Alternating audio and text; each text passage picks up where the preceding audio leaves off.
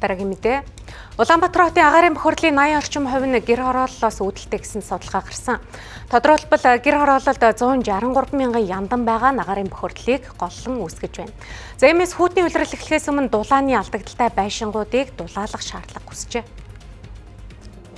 Өвлийн улирал Улаанбаатар хотын хамгийн тулгамдсан асуудал бол агаарын бохирдлоо. Агаарын бохирдлыг бууруулахаар 2018-аас 2024 оны хооронд ойролцоогоор 1.4 их найд төгрөгийг зарцуулаад байгаа. Гэсэн ч бодит үр дүнд хүрээгүй л хэвээр байна. Хамгийн сүүлд шахмал түлшийг хэрэглэнээс хасаж мөн гэр хорооллын дулааны алдагдал ихтэй байшин Монгол гэрэл дулаалгах ажлыг хийхээр болсон.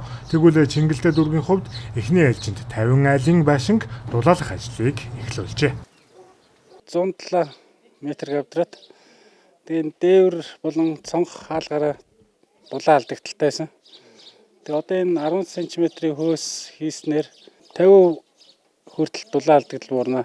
За Чингэлтэй дүүргийн 13 дахь хороонд одоогийн байдлаар 50 айлд орох байгаа. Одоогоор бол 38 айлд ажил эхлээд явж байна. Тооцоололоор бол нэг айлд 4 сая орчим төгрөний төсөв зарцуулагдж байгаа. Гэхдээ иргэд маань өөрсдөө ингээд дулаалгыг бол одоо энэ хөөсөөр дулаасны дараа өөрсдөө гадна одоо тоор тавьж агаад тэрийг өгөх ийм бас одоо энэ дулаалгын төсөлд маань дээвэр ханаг дулаалж явж байгаа.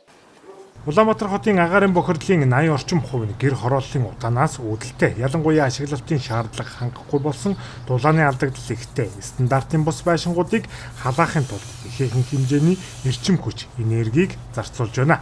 Гэр хорооллын байшингуудын 70 орчим хувь нь 60 ба түүнээс дээш хувийн дулааны алдагдaltaй гэсэн дүн гарчээ.